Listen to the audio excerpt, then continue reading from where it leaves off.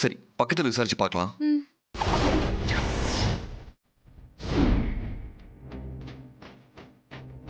Husband sir.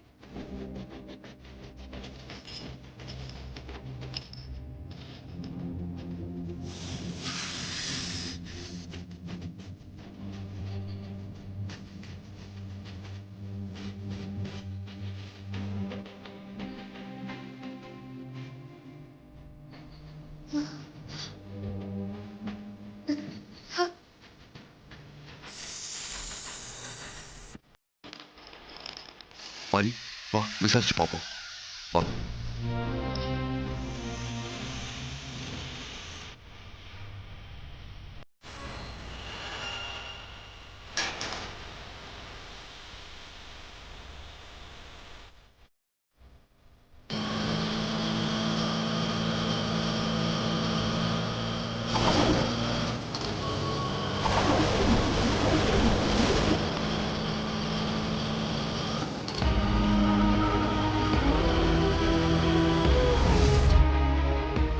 Husband sir, அவங்க கிட்ட கேட்கலாமா? கேட்டு பார்ப்போம். ம். அம்மா. என்னம்மா சொல்லுங்க. நாங்க சாஸ்திரியை தேடி வந்தோம். பட் வீடு பூட்டி இருக்கு. அவர் இப்பதான் வீட்டை பூட்டிட்டு கையில குழந்தையோட கிளம்பி போனாரு. எங்க போறேன்னு ஏதாவது சொன்னாரா? என்கிட்ட எதுவும் சொல்லல. ஆனா கையில பேக் எல்லாம் வச்சிருந்தத பார்த்தா வெளியூர் போவார்னு நினைக்கிறேன்.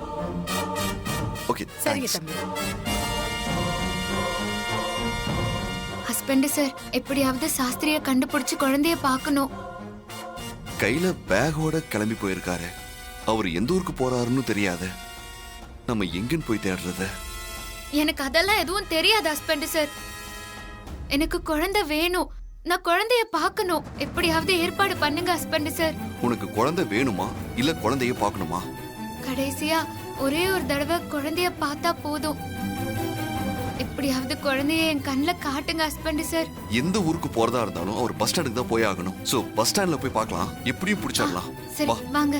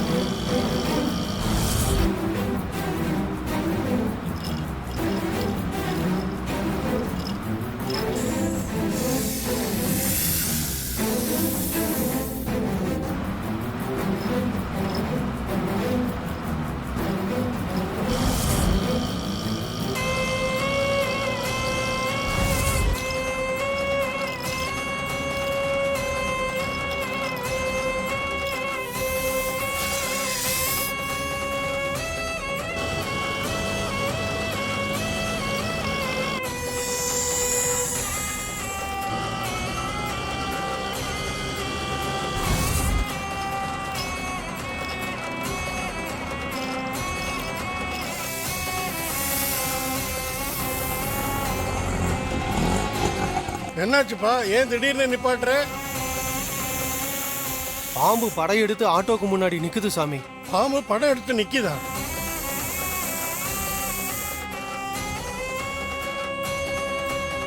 சாமி இறங்காதீங்க, பாம்பு கொத்திர போகுது. நாம அதை கிராஸ் பண்ணி போயிடலாம். போக விடாதுப்பா. நாகம்மா எங்களை ஃபாலோ பண்ணி தான் வந்திருக்கு. நான் பேசி வழிவிட சொல்றேன்.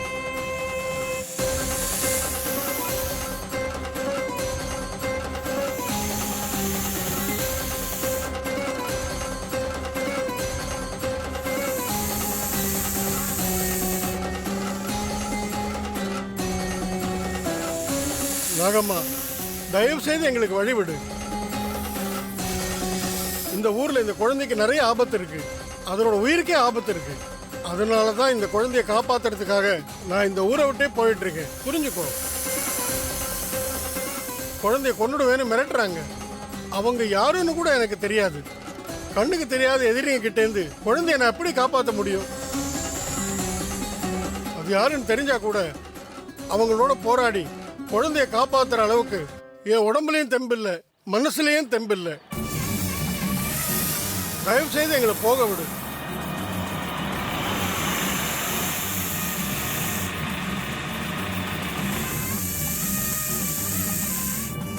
அங்க சாஸ்திரி நிக்கிறாரு பாரு.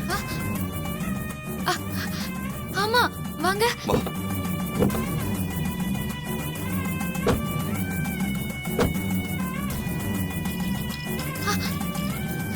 பாப்பா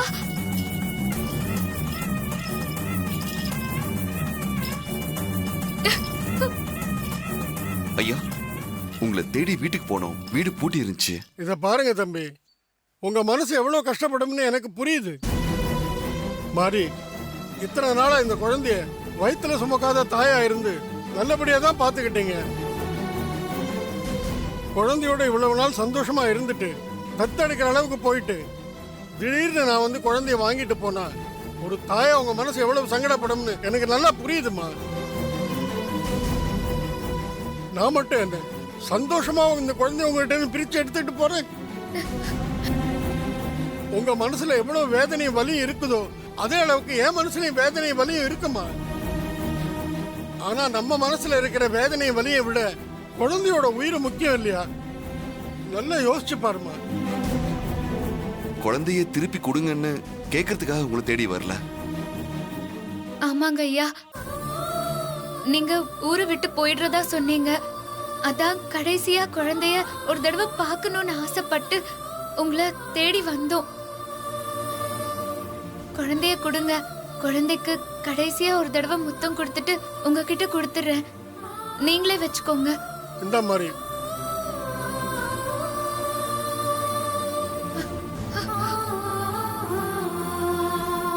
10 மாசம் என் வயித்துல சுமந்து பெத்த குழந்தைய பறி கொடுத்துட்டு நடப்பனமா நான் வாழ்ந்துட்டு இருந்தேன்.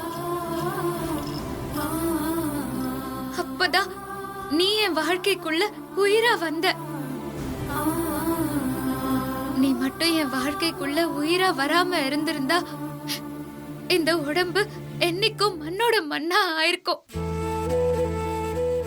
நான் 10 மாசம் சுமந்து பெத்த என் குழந்தை முகத்தை பிரசவ மயக்கத்துல அறகுறையாதான் பார்த்த. அந்த குழந்தைய பறி கொடுத்ததையே என்னால தாங்கிக்க முடியல. ஆனா உன்னை முழுசா என் கையில தூக்கி வச்சு உன் முகத்தை பார்த்து நான் சந்தோஷப்பட்டிருக்கேன். முத்தம் கொடுத்து கொஞ்சம் இருக்கேன். உன்னை குளிக்க வச்சு பவுடர் பூசி பொட்டு வச்சு பூ வச்சு ட்ரெஸ் எல்லாம் போட்டு விட்டு அழகு பார்த்து பால் கொடுத்து பசி ஆத்திருக்கேன். இனிமே இதெல்லாம் மறந்துட்டு என்னால எப்படி இருக்க முடியும்? எத்தனை நாளைக்கு வாழ முடியும்னு எனக்கு தெரியல.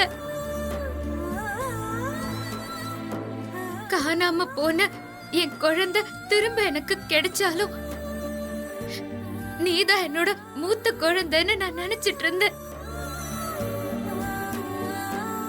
ஆனா நீ இப்போ இந்த அம்மாவை விட்டுட்டு போறது என் உயிரே என்னை விட்டு போற மாதிரி இருக்கு.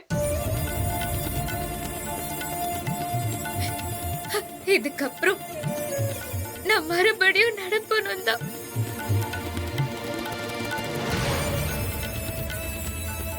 கொஞ்ச நாள் எனக்கு உயிர் கொடுத்து என் வாழ்க்கைய அர்த்தம் உள்ளதா வச்சிருந்த உனக்கு அம்மாவுடைய கடைசி முத்தம்.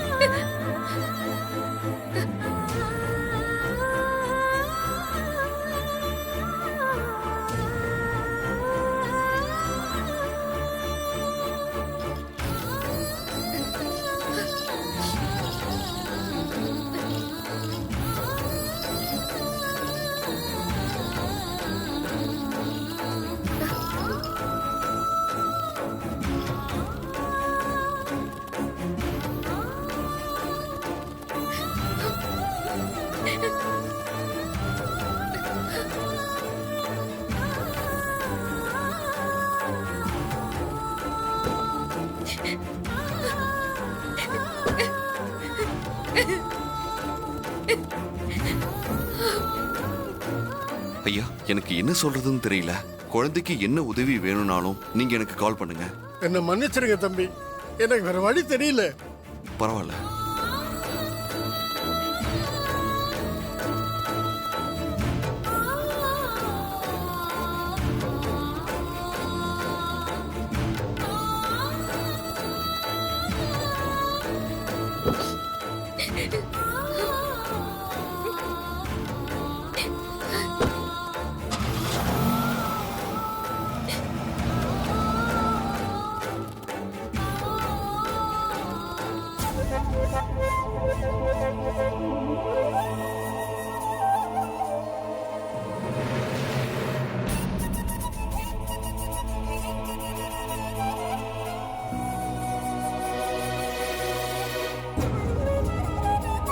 குழந்தைய பாத்துட்டு வரேன்னு போன சூரிய மாமாவும் மாரியன்னு காணுமே.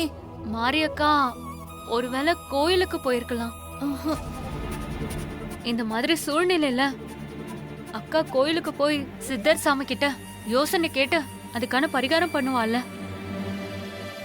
ஆமா ஆமா, ஸ்ரீஜா சொல்றது கரெக்ட் தான். மாரி சூர்யாவை கூட்டிட்டு கோயிலுக்கு தான் போயிருப்பா. என்ன பொண்டாட்டி தாசா சைலண்டா தலை குனிஞ்சு உட்கார்ந்துருக்கிற? என்ன சித்தப்பு தலைய காணோம், வால் மட்டும் ஆடிட்டு இருக்கு. என்னது வாலு மட்டும் ஆடிக்கிட்டு இருக்குதா? நீ என்ன சொல்ற? எப்போ தாராத்த பின்னாடி வால் மாதிரி ஒட்டிக்கிட்டு இருப்பீங்கல்ல, இப்ப அதே காணோம். நீங்க மட்டும் வீட்டுக்குள்ள குட்டி போட்ட பூனை மாதிரி மேலையும் கீழியும் போயிட்டு இருக்கீங்களே, அதுக்காக கேட்டேன். அது சிஸ்டர் ரொம்ப பிஸி, அவுட் ஆஃப் ஸ்டேஷன் வேற, அதான் நான் மட்டும் தனியா சுத்திட்டு இருக்கிறேன்.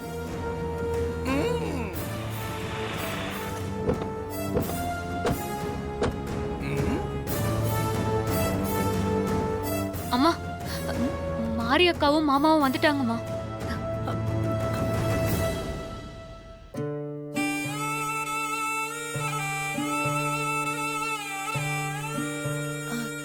என்னாச்சு மாரி? குழந்தைய பாத்தியா? சாஸ்திரிய பாத்தியா? பேசுனியா? ஏதாவது சொன்னாரா?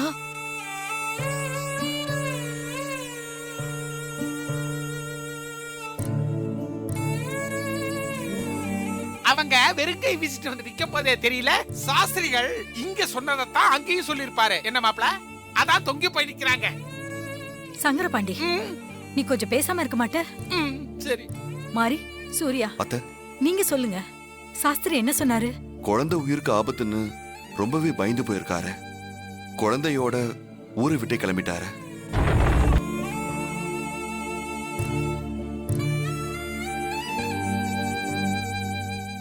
சிஸ்டர் அந்த அளவுக்கு சாஸ்திரிக்கு பயம் காட்டி இருக்கிறாங்க. மொத்தத்துல பிளான் சக்சஸ். நாங்க அவர் வீட்டுக்கு போகும்போது அவர் வீட்டுல இல்ல. வீட்டெல்லாம் பூட்டிட்டு பேக்கோட கிளம்பி போயிட்டாரு. பஸ் ஸ்டாண்டுக்கு போற வழியில தான் அவரை தேடி புடிச்சு பேசிட்டு வந்தோம். என்ன சொன்னாரு மாரி? அவரோட இடத்துல இருந்து யோசிச்சு பாருங்க. குழந்தைய கொலை பண்ணிடுவோன்னு மிரட்டினா யாரா இருந்தாலும் பயப்படத்தானே செய்வாங்க. சாஸ்திரி ஐயாவை யார் மிரட்டிருப்பாங்க?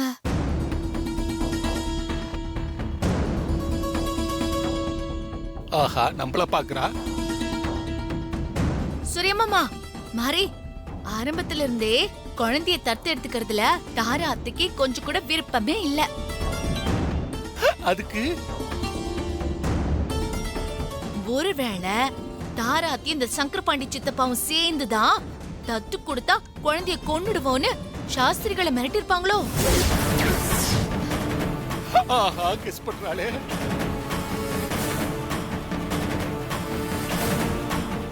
ஐயோ, பொறி உருண்டை இவ்வளவு கரெக்டா சொல்லுது. இப்ப என்ன பண்றது, எப்படி சமாளிக்கிறது?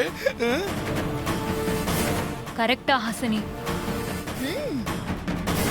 நீ சொல்ற மாதிரி நடக்கிறதுக்கு 100% வாய்ப்பு இருக்கு. இவளும் போட்டு கொடுக்கறாளே. ஐயோ, மாறி பாக்குறாளே. சமாளிக்கிற மாதிரி நடிப்போம். ஹாசினி, ஸ்ரீஜா, நீங்க ரெண்டு பேரும் என்ன பேசிட்டு இருக்கீங்க? உண்மையை பேசிட்டு இருக்கோம். என்ன உண்மை?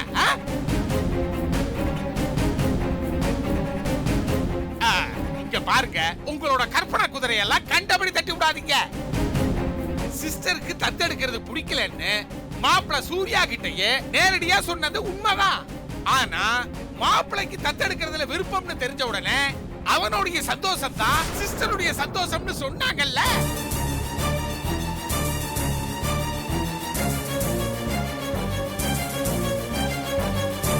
அது மட்டுமா, என்ன மும்பைக்கு அனுப்பி சாமுண்டீஸ்வரி சிஸ்டருக்கு முதல் பத்திரிகையை வச்சு ஃபங்க்ஷனுக்கு அழைப்பு விடுத்தாங்க. இதையெல்லாம் உங்க வசதிக்கு மறைச்சிட்டு சிஸ்டர் மேலேயும் ஏன் மேலேயும் அநியாயமா சந்தேகப்படுறீங்களே, இது நியாயமா? சரி விடுங்க மாமா, அவங்க ஏதோ கெஸ்ஸிங்கா பேசுறாங்க. மாமா, அம்மாவை பத்தி எனக்கு தெரியாதா? அவங்க இப்படிலாம் யோசிக்க மாட்டாங்க. நீ புரிஞ்சுக்கிட்டா சரி.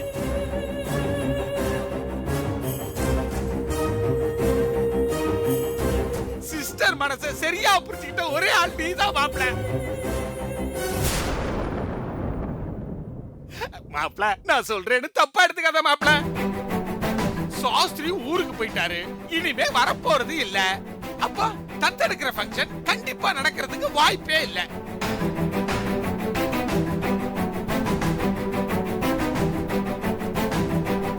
அதனால மண்டபத்திலிருந்து எல்லா ஏற்பாடுகளையும் கேன்சல் பண்ணிடலாமா மாப்ள? அப்படி பண்ணாதான் பணம் கொஞ்சம் சேவ் ஆகும் மாப்ள. என்ன சொல்ற நீ? சித்தப்பா, நீங்க எதுக்காக எல்லாத்தையும் கேன்சல் பண்றதுலயே குறியா இருக்கீங்க? இனிமே நடக்காதுன்னு நீங்களே ஒரு முடிவுக்கு வராதீங்க. கடைசி நேரத்துல ஏதாவது ஒரு அதிசயம் நடக்கலாம். இது வேறயா? ஆமா, நீயுமா? மாறி வாழ்க்கையில அந்த மாதிரி நிறைய நடந்திருக்கு. அது மாதிரி இதுலயும் நடக்கிறதுக்கு வாய்ப்பு இருக்கு. நடந்துட்டாலும்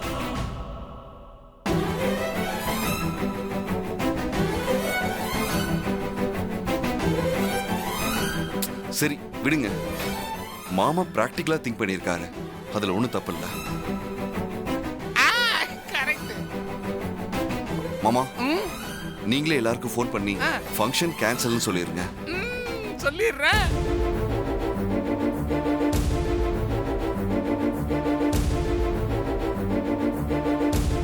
சாமுண்டீஸ்வரி அத்தைக்கு நான் ஃபோன் பண்ணி சொல்லிடுறேன். முதல்ல வெண்ணிலாக்கு ஃபோன் பண்ணி தகவலை சொல்லிருங்க. சரி மாப்ள, நான் உடனே ஃபோன் பண்ணிடுறேன். ஐயோ, அவ ஃபோன் நம்பர் வேற இல்லையே. ஆட்டோ சத்தம் கேக்குது.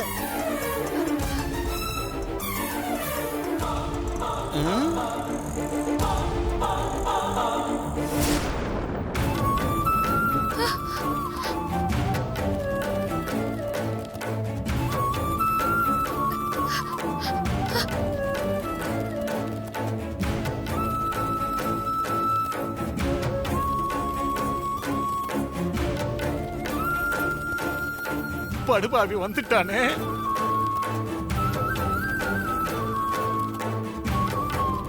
பெரியம்மா, சாஸ்திரி குழந்தையோட திரும்ப வந்துட்டாரு.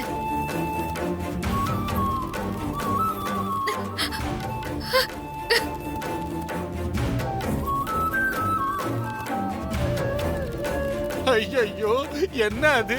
சாஸ்திரி போன வேகத்திலே ரிட்டர்ன் ஆயிட்டாரு. உள்ள வரலாமா? வாங்க ஐயா, உள்ள வாங்க.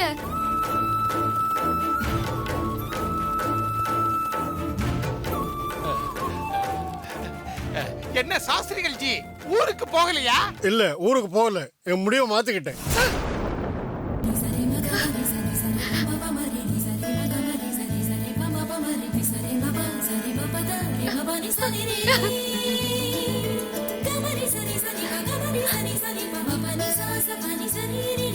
ஐயா, என்ன சொல்றீங்க? குழந்தையோட உயிருக்கு ஆபத்துன்னு நினைச்சுதான் நான் கொடுத்த வாக்க, இல்ல அம்மன் கொடுத்த வாக்க கூட மதிக்காம உங்ககிட்ட இருந்து குழந்தைய வாங்கிக்கிட்டு இந்த ஊரை விட்டே போலாம்னு தான் கிளம்பினேன். ஆனா நீங்களும் மாரியும் என்ன தேடி வந்தீங்க.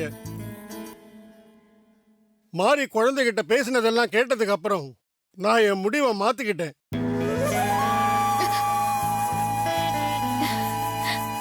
மாரியோட தாய் பாசத்துக்கு முன்னாடி எந்த ஆபத்தும் குழந்தைய ஒண்ணும் பண்ண முடியாதுங்கிறத புரிஞ்சுக்கிட்டேன்.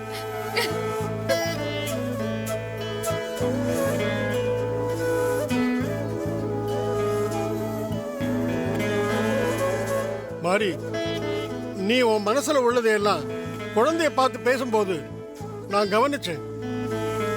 நீ இந்த குழந்தை மேல வச்சிருக்கிற அன்பையும் தாய் பாசத்தையும் என்னால புரிஞ்சுக்க முடிஞ்சது. எந்த ஒரு தாயும் தான் பெத்த குழந்தைகிட்ட இந்த அளவுக்கு பாசமா பேசினதை நான் கேட்டதே இல்லை.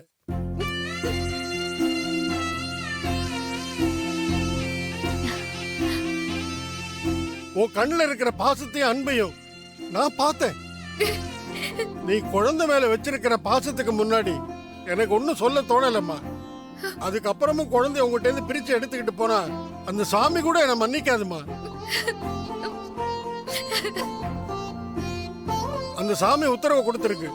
அதையும் மீறி நான் குழந்தைய வாங்கிட்டு போனது என்னோட தப்பு தான். என்ன நடந்தாலும் பரவாயில்ல, சாமியும் உன் கூட இருந்து இந்த குழந்தைய காப்பாத்துமா. இந்தாம்மா, குழந்தைய நீயே வாங்கிக்க.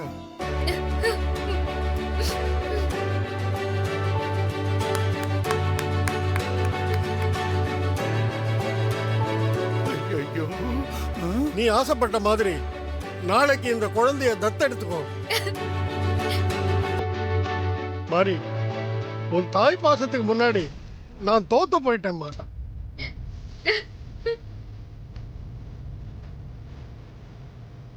கடவுளே, தேங்க்யூ.